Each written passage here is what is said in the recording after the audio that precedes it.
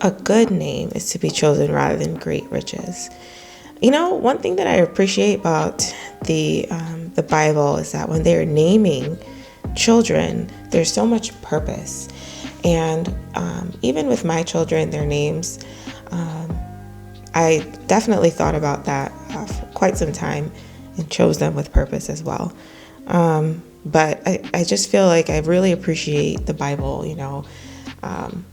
Isaac, it's very remnant of his mother learning that she would become pregnant. She laughed. She thought it was so far out of reach, and that's what they named Isaac. Even how God, renames us. Jacob, his name means heel grabber. But what did God name him? He named him Israel. It means that he wrestles with God. He contends with God. I've also seen that it's also means, he's triumphant with God. But anyways, it's saying that it is chosen rather than great riches, and favor rather than silver and gold. And of course, we talked about so much throughout this chapter, and even just the Bible studies in general, material things at the end of the day, they don't mean much at all. There are people who have everything material, but they're empty in their soul because they don't know God. So the rich and poor have this in common. The Lord made them both.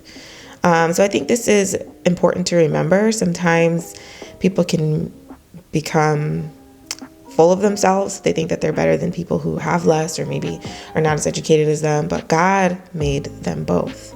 God has established everyone here. He has made all people.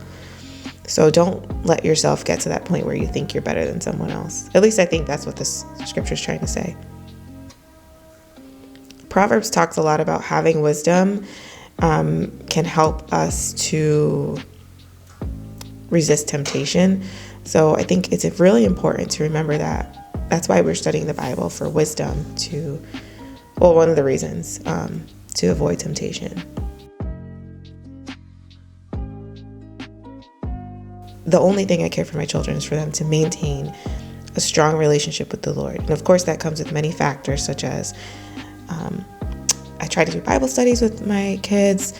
I try to talk to them about Jesus often and instill the word in them, and just pray, and just pray. So if you're a parent, start now. I started with my kids, from birth. I bought, I have a little kids Bible and we read stories together. My son's getting a little bit older, so I bought him a regular Bible so that he can read. And I think, it's never too soon to start instilling these values. It says, train up a child in the way that he should go.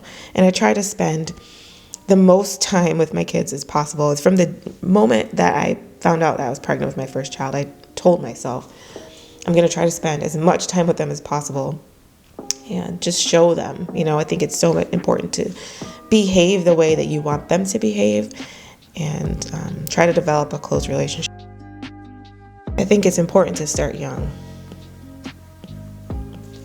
And of course, I want the best for my kids, but I can live, if I do my best and teach them and spend as much time possible as I do with them, the only time they're not with me is when I'm working.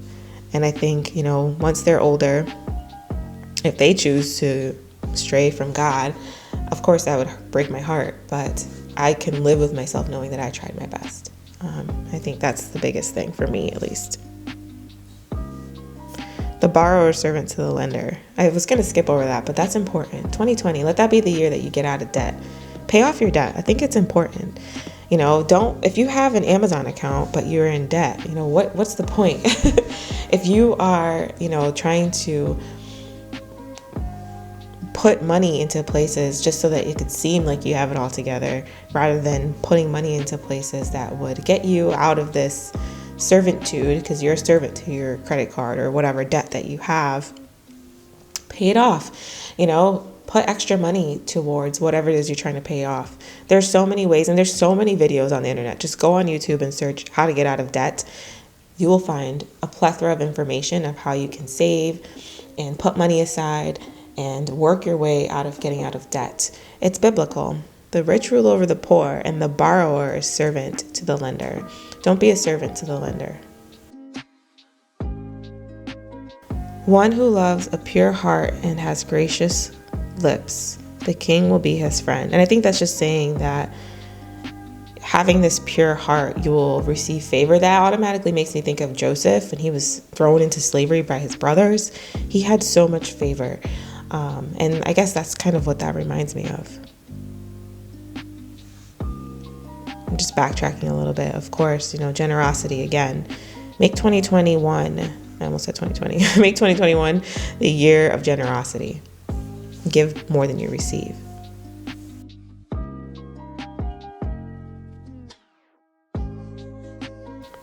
I had to look up this verse. I didn't understand what it meant. But when I looked it up on the Enduring Word commentary, it was saying that people who are lazy will give an excuse to not go out and do the work that they are supposed to do. So that's basically, what this is saying. And, now that I think about it, that's so true.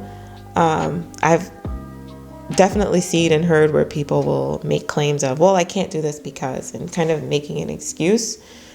I think that can go for a lot of things, not only, work. You can make an excuse as to why you can't work, but you can make an excuse as to why you can't study your Bible.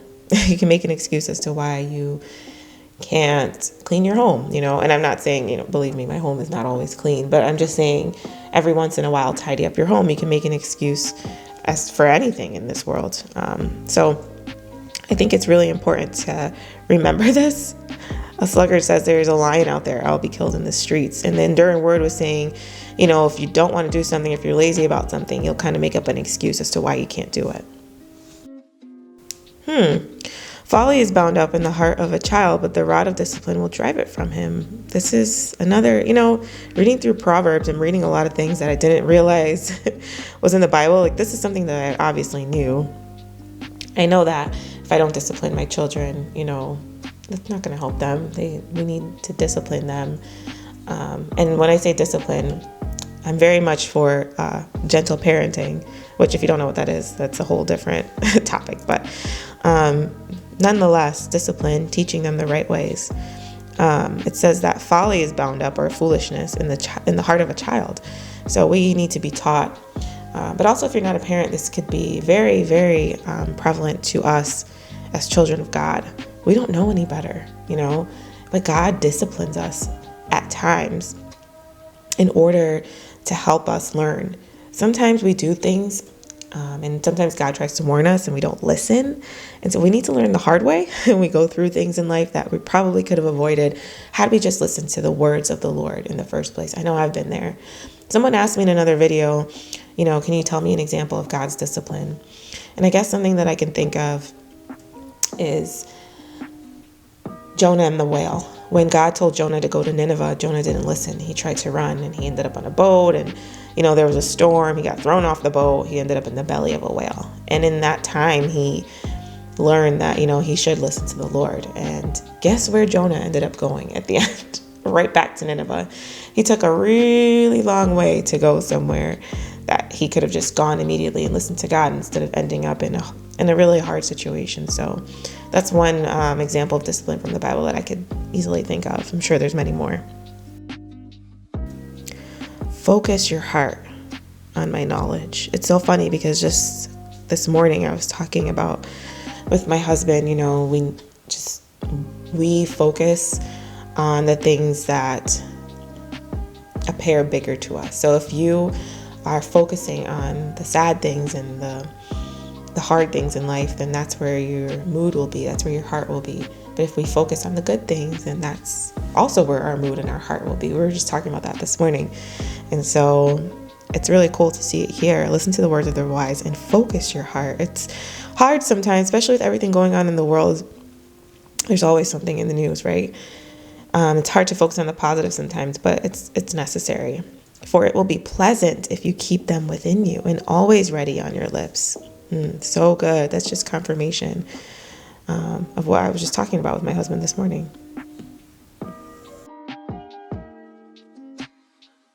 So the Lord is saying, I've given you these words to give you wisdom so that you know right from wrong.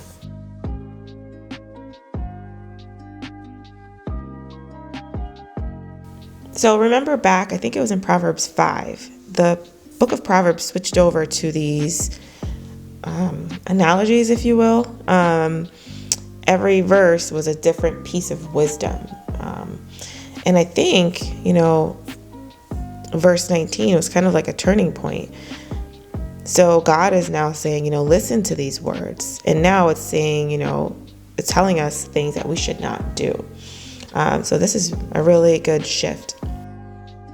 I think this is what I was trying to say before.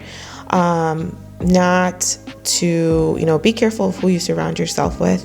And I have mentioned so many times, it's okay to be friends with people who are not Christians. I mean, if we were only friends with Christians, then how would we impact this world, right? But be careful to not learn their ways.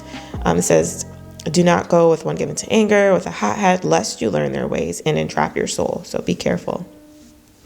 Again, the Bible really does warn about, not paying other people's debts and not being responsible for the debt that someone else has accumulated.